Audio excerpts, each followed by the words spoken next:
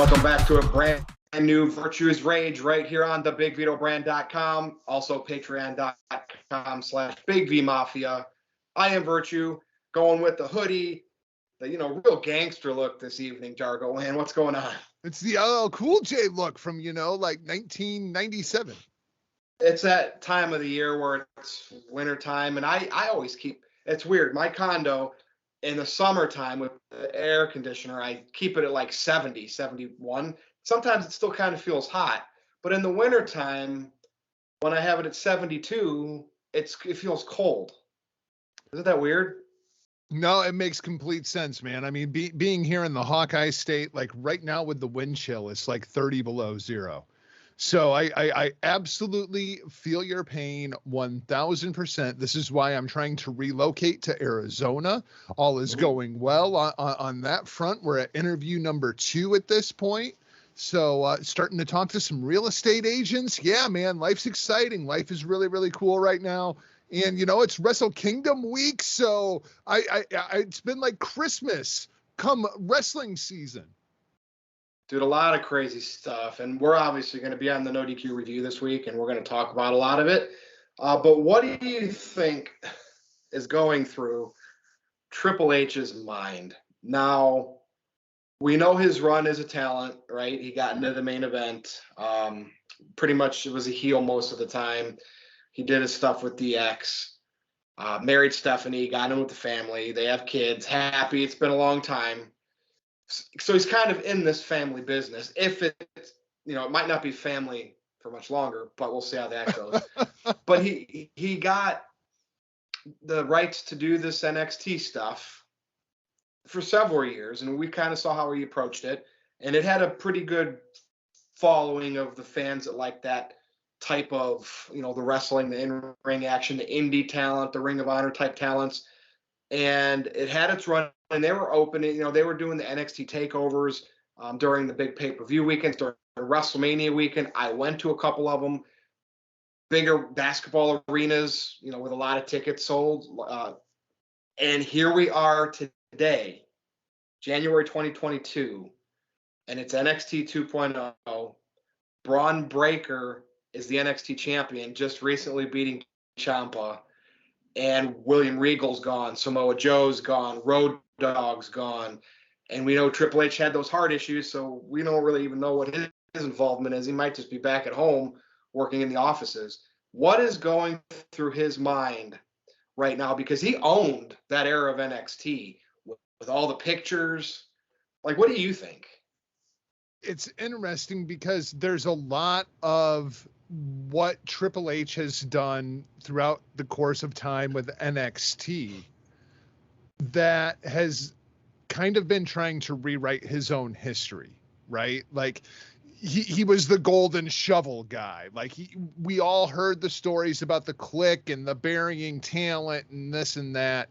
And now he wanted to become Papa Hunter. He wanted to save his legacy. He wanted for all the people that he buried throughout the course of the years, I'm going to create new stars inside of the WWE context and basically pay for my sins and create this next generation of professional wrestling. And he has, and it's called AEW. AEW is now the black and gold brand. And NXT 2.0. And it literally is black and gold, isn't it? It is. It's AEW is now the black and gold brand. I mean, hell, we're even seeing the NXT roster kind of invade AEW at this point. It's the same kind of wrestling quality. It's very much the same kind of show that NXT was. I mean, it's insane, man. I don't know what Hunter is feeling, like part of it has to be relief that this is over and he can just focus on what's important. Like, Stephanie and the kids and taking care of his heart condition. I mean, let's face it, the man's made enough money over the course of the years. There has to be a little bit of retrospective. Like I can breathe now. Because the pro wrestling business, especially at the level that he's at, there's a lot of pressure. There's a lot involved with being Triple H, and now he can just kind of breathe for a minute and be Paul Levesque. I think there is an element of that.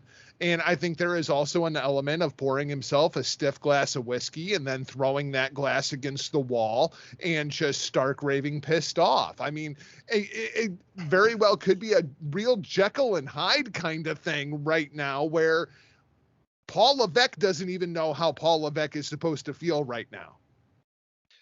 So if this whole thing is about, Vince McMahon, where's my WrestleMania main eventer? So when I see Triple H's era of NXT, I see the rise of women's wrestling, at least how WWE's presented it, making it a big deal all the way up to the main roster. I mean, they've headlined a WrestleMania. They had their own pay-per-view.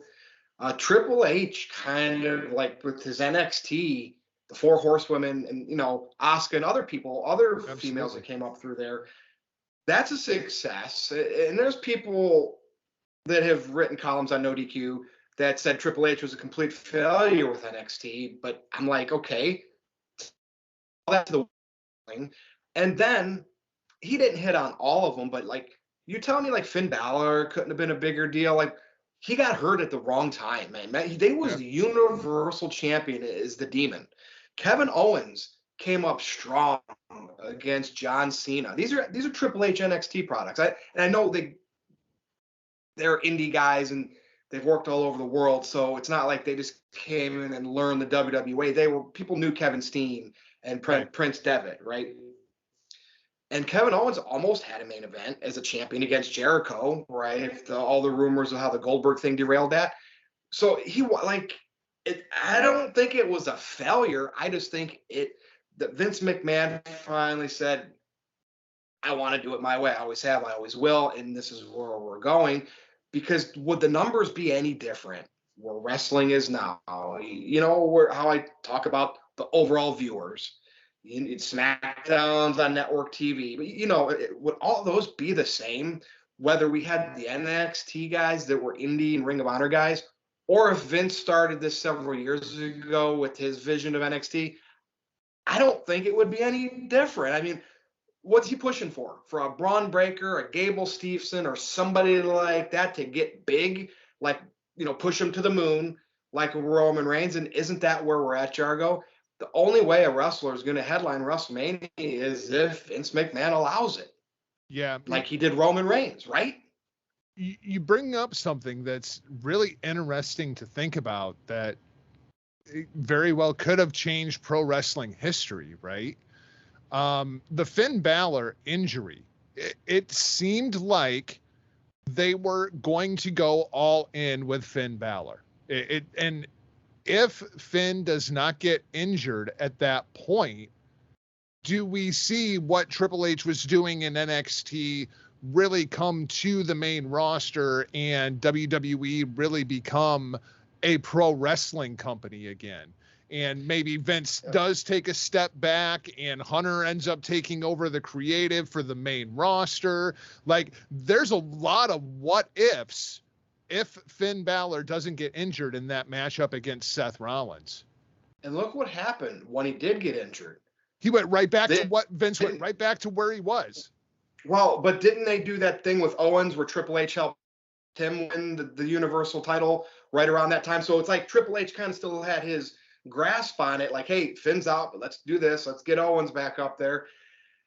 So it was still alive and kicking then. But I just, and the thing is, back then, think about this. Roman wasn't over. Like they kept pushing Roman. That was like the Suffer and Succotash, the John Cena 2.0. And yet NXT was allowed to exist.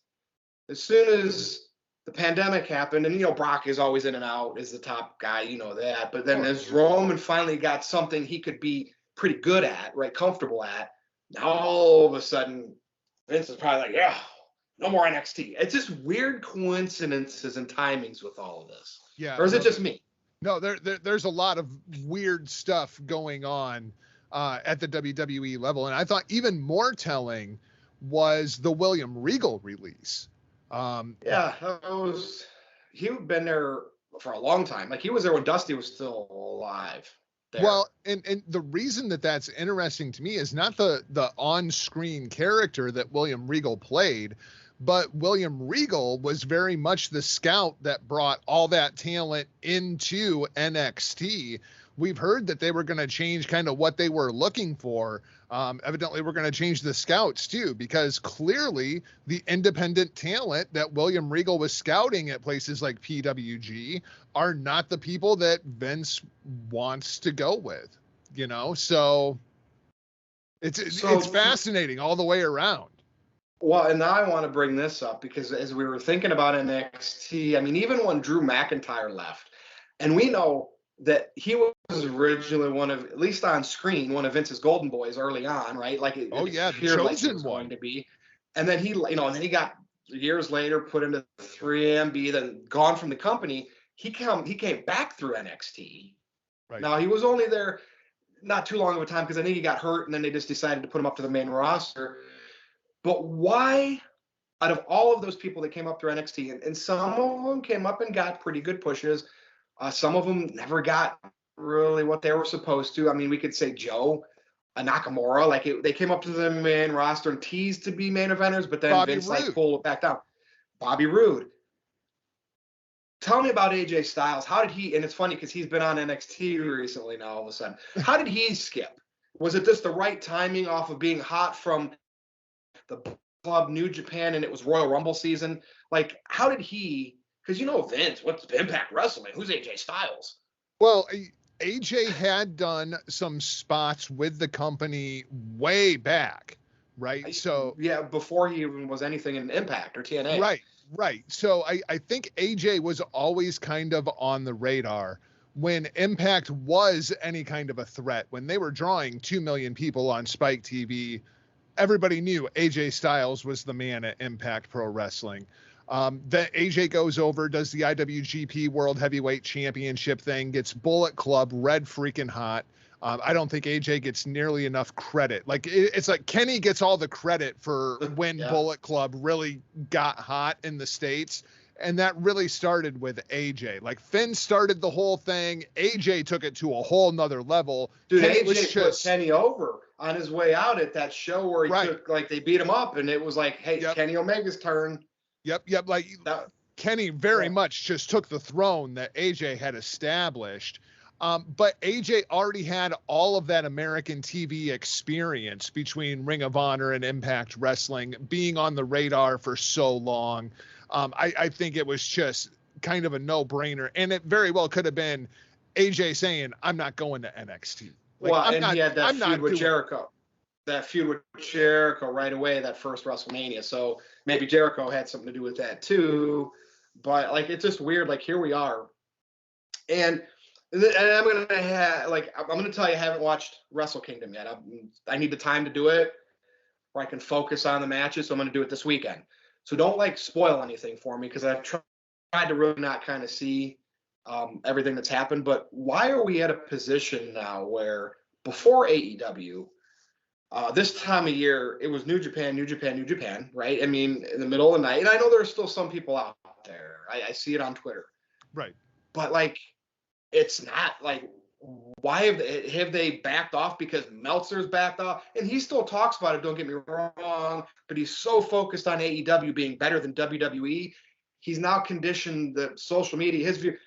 Nobody's talking, and from my point of view, about Wrestle Kingdom outside of the people like you and Noah. Right. Is it just the victim of the pandemic because they don't have the big crowds? Is it everybody focusing on AEW that used to focus on New Japan? It's weird because I think it's kind of a perfect storm, right? I mean, you've got the whole AEW thing, and that's absolutely part of it. When the Elite left, a lot of the fan base followed them to All Elite Wrestling, never tuned back into New Japan. That's absolutely part of it. I think the larger part of it at this point is the pandemic, and more specifically, the Gaijin talent getting into the country. There wasn't a very strong Gaijin presence on this show. outside of Will Ospreay, who's British. So obviously he doesn't have the following here in the States of a Moxley, of a Jericho, of an Omega. If you saw one or two of those names on that card opposite of the New Japan talent, I think it would have felt very, very different.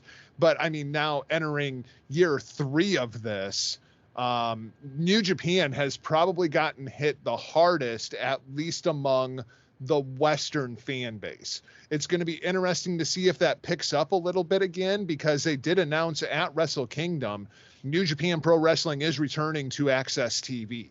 So they are going to have a show in the United States along with Impact Wrestling over on Access. So hopefully that'll help rekindle some of that Western audience, and especially the main event matches that they had at Wrestle Kingdom, the creative program that they set up coming out of Wrestle Kingdom, getting their big names back into the main event picture rather than trying to make new stars like Shingo Takagi, like Will Ospreay. Like, let's go back to the tried and true, like let's put Tanahashi up on a pedestal once again, even though he's 800 years old. Let's put Okada back in the main event. Like, let's get Naito out of this stupid tag team. Like, let's get the main event players back in the main event picture and start making some noise again, rather than trying to build new talent up. So, when, I'm not going to say if, when do we see, give me like a year, I know it's going to be when he's done over here, when do we see Nakamura's walk off into the sunset in New Japan Pro Wrestling? Because you and I both know it's going to happen. This guy's not going to retire from wrestling without doing something else there one last time. Come on, there's no way. He's going to make his WWE money. Once he's finally done, he goes home. At least one tour. There's right? Big money in it. There's very big money in a Shinsuke Nakamura return.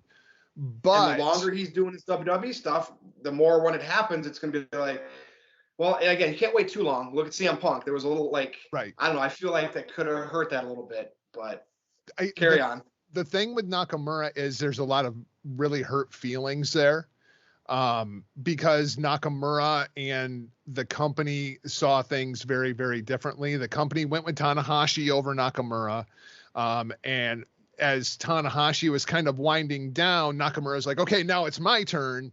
And he got jumped by Okada, who is actually significantly younger than Nakamura. Doesn't that tell a great story, though? It does. Absolutely. Business people, and that could be whatever for the Swan Song. I mean, but it's just there's a lot of hurt feelings there, and Japanese culture isn't nearly as forgiving as American culture when it comes to those hurt feelings.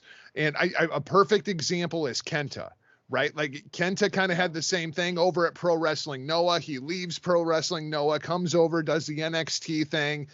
It doesn't work out for numerous reasons, the whole Hideo Itami thing. So he returns to New Japan. He didn't go back to Noah, because there was a lot of hurt feelings there. Like, if Nakamura is going to do that, it wouldn't surprise me to see him do it with All Japan Pro Wrestling or Pro Wrestling Noah and not return to New Japan Pro Wrestling. Interesting. I still feel, though, he'll do something over there. Oh, and there's big money because he's not getting those wrestling matches at the sports entertainment bubble, and he's probably thinking, I'm taking my money. Yep. But then when I go home, we'll do it the right way for my fans. So I'll do my best to catch up on Wrestle Kingdom, because coming up on one of our next rages, we do have to finally talk about the Roman Reigns Okada worldwide icon, whatever, however we decide to term it. We got to talk about that. And they're both at the top of their games in their companies, and have been for a while, because they're, the bookers, the owners, those are their guys, right? So we can have this discussion. Yeah, and the thing is, in having that conversation, we have to think about things as far as what is the meaning of over. Because I feel like the two most misused words in professional wrestling are over and job. Like, oh, he's been jobbed. Oh, he's buried. Buried is another one. Oh, why are you buried? Sami Zayn is not getting buried. He's on television every week. Like, clearly he is not buried, right? So, but to me, when I say over, my standard for the word over is, does my mother-in-law know who that person is? Like that to me, like that's when you're getting over. Like the most over talent in the history of professional wrestling is Andre the Giant. Everybody knows who Andre the Giant is, whether you're a pro wrestling fan or not. You don't think Hogan surpassed him during No. the WrestleMania run? No. But that we'll keep that in mind for sure, because they're different breed. Like when you listed your top 25 matches, you're not going to put a Roman Reigns match in there. No. I could go back and I could look at your list and I could say there's 2 or 3 Roman matches I thought were just as good as some of these, because I look at it differently. So that'll be a great topic. It'll be interesting when we get there, to be continued. So anything you'd like to say in closing, because we got to get ready to go do the review. No, man, I'm pumped up to do the review tonight. I think there's just so much going on inside of the world of pro wrestling right now, whether it be on screen, whether it be behind the scenes. I mean, even like I'm looking at this SmackDown roster. I mean, you talk about Shinsuke Nakamura. Shinsuke Nakamura might be, the Universal Champion within like a month, because you look at that. If Roman is out for any prolonged period of time, with Brock Lesnar going over to Monday Night Raw, Jeff Hardy getting released from the company, Drew McIntyre with neck issues, like your top baby faces on SmackDown right now are Sami Zayn, Shinsuke Nakamura, and Cesaro. Like, holy crap. Like Vince says, time to shake things up. Yeah, we'll see. And we'll be talking about that on the review. Yeah. It's exciting. Any plugs? At Not Jargo on social media, michaeljargo.com. And I'll keep this simple. You can follow me on Twitter at @NoDQ_virtue. Check Jargo and I out. We do the sit down with Big Vito and Matt. We were off this week, but we'll be back. Jargo still does Men of Business. We do the review over on NoDQ.com. So check all of that out. This has been Virtue's Rage right here on thebigvitobrand.com. And also check out patreon.com/BigVMafia. We will be back and do this again next time.